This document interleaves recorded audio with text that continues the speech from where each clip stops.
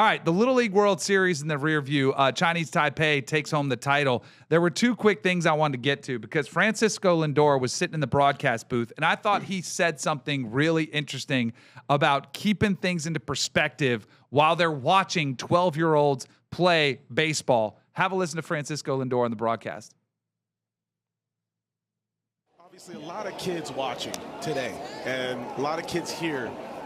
What is something that you would go back and tell 12-year-old Francisco Lindor around the same time? Well, to not rush, to be 12. You're 12, stay 12. You're 13, stay 13. You're 14, stay 14.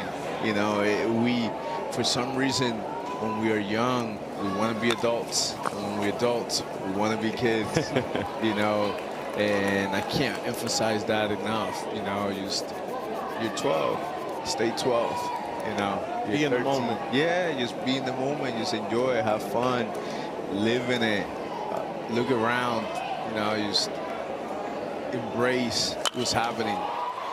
I love that mentality. So here's one thing that drives me nuts, and this is where I think you see youth sports where things have gotten so out of control.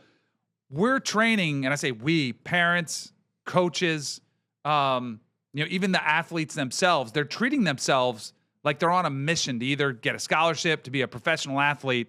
The last thing I tell my girls, always, it was the same thing I heard when I was playing sports as a kid from my parents, have fun. Like, it's been a message that's been completely lost, and kids are so worried at Little League Baseball World Series. They're stressed out before a game. They're feeling anxious because they've had thousands of dollars spent on training. And their parents are like, all right, you got to do this, this, and this. You got to make sure you're taking away, or, be aware of the situations. Make sure you come through the clutch. If it's 2 strikes, make sure you choke up.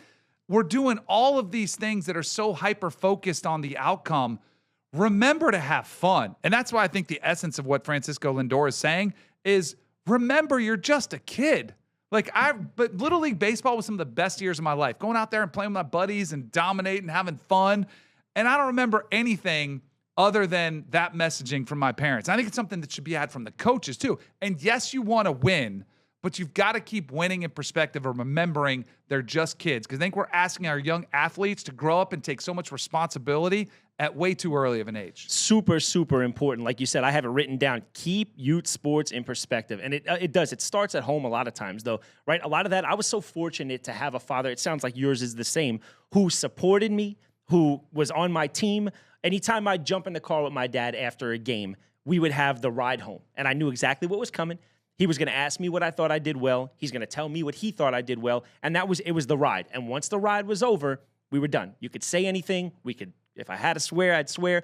But so much of my youth and sports is where I built that relationship with my pop. And so we spend time watching games together. He helped me prepare for this. But yeah, I think that's what youth sports is, and you don't notice it while you're in it. I think we've talked about this before. You're Danny Kanell. You played quarterback in the NFL. You tell your daughters something, you would think they're going to listen to Danny. He's been there. But he's not listening. Danny Kanell at the house. Nope. He's dad, right? So it's cool to hear it coming from a guy like Francisco Lindor, who's an all-world shortstop in New York under the bright lights. He's been successful. Because to hear it from someone like that, it's so hard as a kid, you don't realize it. Like I can hear that message. It's a great message, and you don't realize till you're old. I try to impress upon my athletes, guys, you got to take it. Trust me, I'm not so far out. Just, take advantage of every day. And generally, the guys who have fun out there tend to be successful. That one thing I wish I would have learned and reminded myself more often as a professional athlete was, hey, it's a game. And people say that all the time, and I have coaches tell you that, but man, I'm thinking about a paycheck. I'm thinking about, am I making this roster? Mm-hmm. Am I going to be the backup? Am I going to get reps this week? And when it's game time, and sometimes you're worried about the outcome, am I going to throw an interception? Am I going to do this?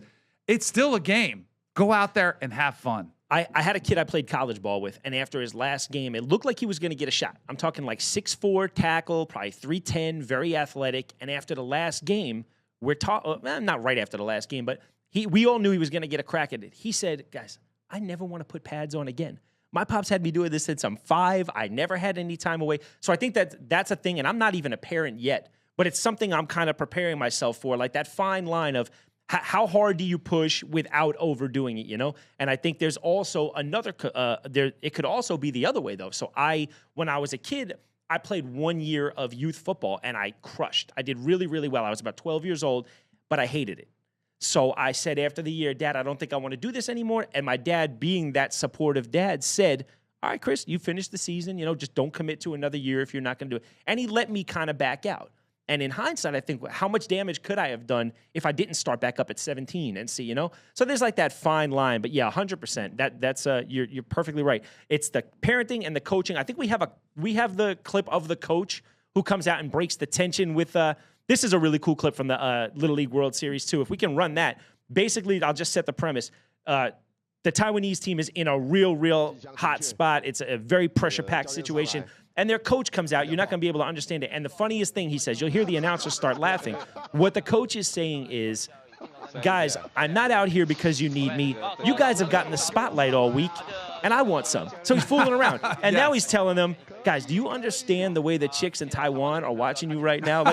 Basically, and it makes me think of when they say that famous story about Joe Montana when he was in that last-minute drive in the Super Bowl, and he's in the huddle, and he looks out there, and he says, that's John Candy out there, right? It's like a famous situation. And it's just the ability to ease the tension. And it's the special ones that can do that and kind of separate themselves from that crazy pressure. But I thought it was a really cool job by the coach. And to know the right timing of when to do it. He could sense that his team was kind of getting stressed. They're playing up tight. He goes up there, loosens them up, and then all of a sudden they're able to kind of take over that spot. Totally agree in that situation. How are you with your daughters? Are you hard on them? No, I'm not that hard on them. I am Mr. Encourager. I am Mr. Positive. So much times they'll come back and they'll be upset after a game, and I'm trying to say, hey, shake it off. We'll be fine. Let's go get ice cream. Let's go do something else. Let's get your mind off of that game. Let's go kind of decompress. Don't worry about that outcome. What do we need to do better? If you need to work harder, I'll help you work harder, but don't stress over the outcome of that game. And did they make it easier on you? Are they like the kind of girls who are, I had a bad game tomorrow, I can't wait to get back in the gym and train hard? Depends on which kid you're asking about. Get out of here. Oh, they're all different. So nature nurture, huh? Oh, for sure. They're definitely, my 3 girls are so different. Oh, that's super cool. Some of them, they each, all 3 of them have kind of similarities, but they have very unique styles of how they approach athletics, their mentality, their work ethic when it comes to school or sports. So my job is kind of figure out which buttons to push with each one, which I would love to say I've just got to figure it out. But I know if I know anything, I have not figured it out at all with their emotions, which can be all over the map. Very cool. Yep.